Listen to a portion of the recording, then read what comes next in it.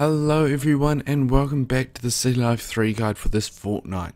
Today we're going to be looking at Open Broadcaster software, or OBS for short, and how to record to your desktop or an external hard drive. Well, let's bring it up.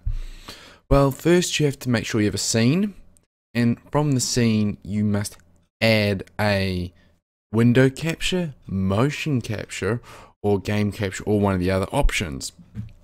Well, if you choose game capture, you must first of all have that game running.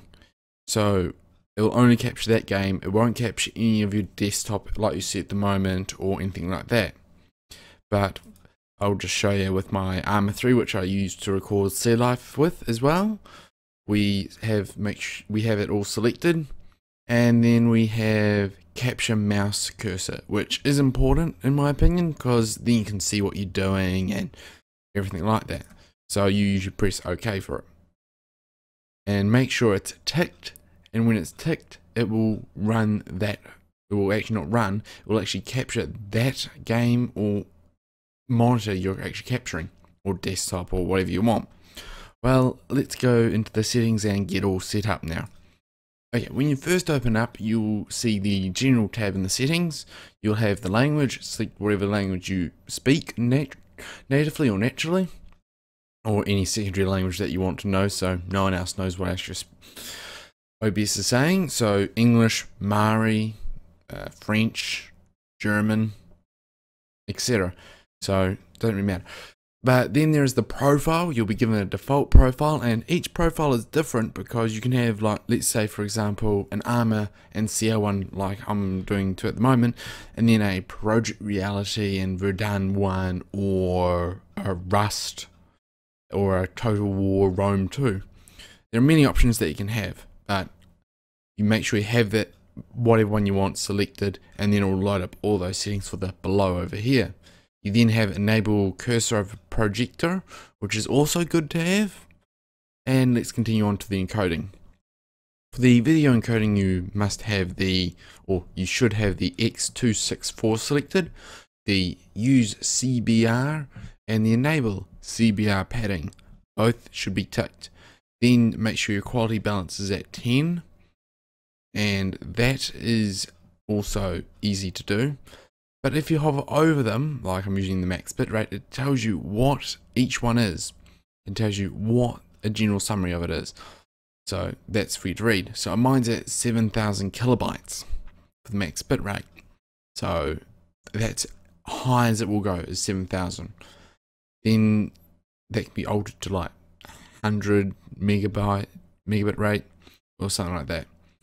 So it's very, very easy to do. And it's advisable to have it up high, like 5,000 or 7,000, because then you'll get a good quality, or a decent HD quality from it. But anything lower than 5,000, I'd say, would be getting pretty granularly and everything. But it's more experimentation on what you want. So then you have your audio encoding. So have the AAC 4.1 kilohertz, in bitrate of 128, and the stereo, or unless you have a predefined setting already, or you know what your audio encoding is, set it up that way. Next we go to the broadcast settings. You have live stream, which won't be covered this time, but you select the file output. You make sure that you select the path you want. So for example, you must have that selected to whatever one. So mine's through computer, main program location, program files. I made the OBS file myself. So you make an OBS, or whatever you want to call it, like videos, location of videos for Arma, and then you can create internal ones if you want to make it more organized.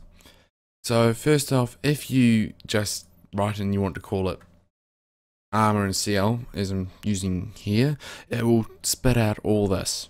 So you can start up a video while you're not even in game or whatever, record, stop it, and then call it Arma and CL permanently. So you call that core file Arma and CL, and then you go into the file path again, as we show here, and you select that file, and it will record that into that name, and it'll give you 01, 02 is the one that we're currently doing, and so on. And you don't really need to play around the buffer, because I don't either, but your choice. And you'll click yes when it prompts you, but I've already set it up, so cancel, or no, you don't click cancel because it just returns you to the same screen. You click no. Your video adapter, that'll be your graphics card. So mine's a GTX 560 NVIDIA Ti, so not the best graphics card in the world, but hoping to get a better one in the future. Your base resolution is your screen, so mine's 920 by 1080, so you can go easily to find that by going into your screen resolution in here and finding out where it says recommended, or you find out whatever scale you have on here. So that's nice and simple to find. You put that in there, and Bob's your uncle, you're away for the base resolution. You don't want to downscale your resolution, because it is not going to look pretty unless you have it specified otherwise. Your FPS 30 or whatever you feel comfortable with, but 30 is pretty good. Have the disable arrow on, but it is doing that. And then you have audio. The audio device is usually default, so you have that. You have the auxiliary, which is whatever microphone you have. So if you have a headset with a microphone on, like Plantronics, let's say, I have a Plantronics 780, so you can put that in. But I'm or default. So if you don't know anything, you just put in default under desktop audio and the microphone auxiliary. Default, boom, done, easy. But for me, Blue Yeti, if you have Blue Yeti, you just put it in, or a Yeti or whatever they call it. Then you have the force microphone auxiliary to mono. You can do that, have it ticked. Then you can have show recommended, or not recommended, show only connected devices only. That is good to have, because then it will not show all these other things that you don't have. And yeah, so you should only show connected devices, so then you don't accidentally click, oh, I want this one, and then all of a sudden I go to record, and then all of a sudden I hear nothing. So that is not good. You can delay by 200 milliseconds, or whatever milliseconds you want. So milliseconds is not that bad, but yeah, but who knows. Desktop boost 1, boost auxiliary 1, offset milliseconds -50, leave it at that.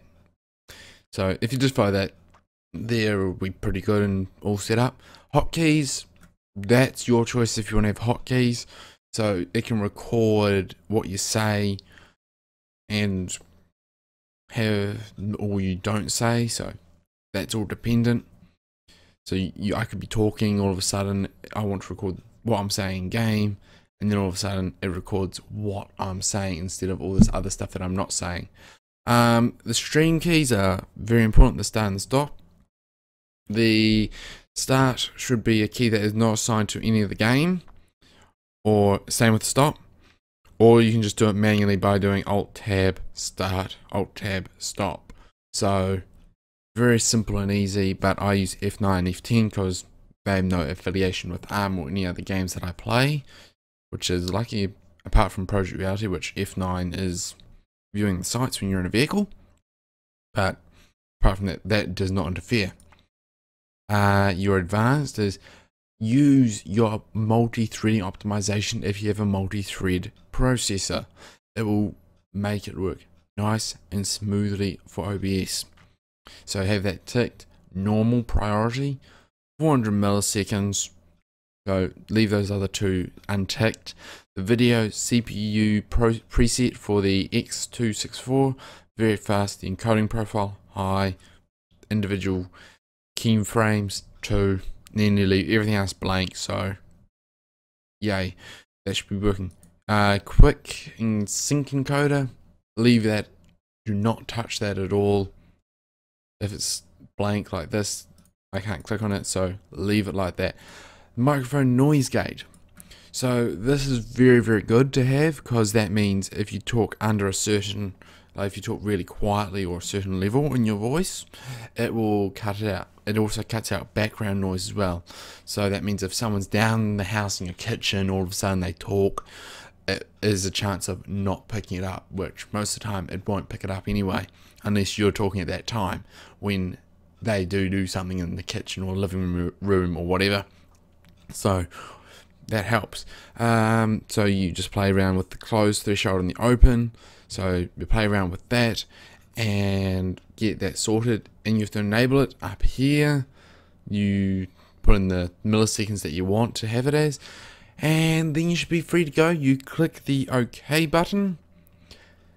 I'll click cancel because I've already done all this, but you click OK and you will be actually ready to go with your recording. So all the best. If you have any questions, just drop me a line on the CLive3 forums, or just send me a message on YouTube or through the Click Gaming Facebook page. So if you have inquiries again, do not hesitate to ask, because I'll be more than willing to help you set OBS up to record. Well, this concludes the guide, and best of luck. Well, this concludes the guide on setting up OBS, and don't forget to check out the guide on bear traps.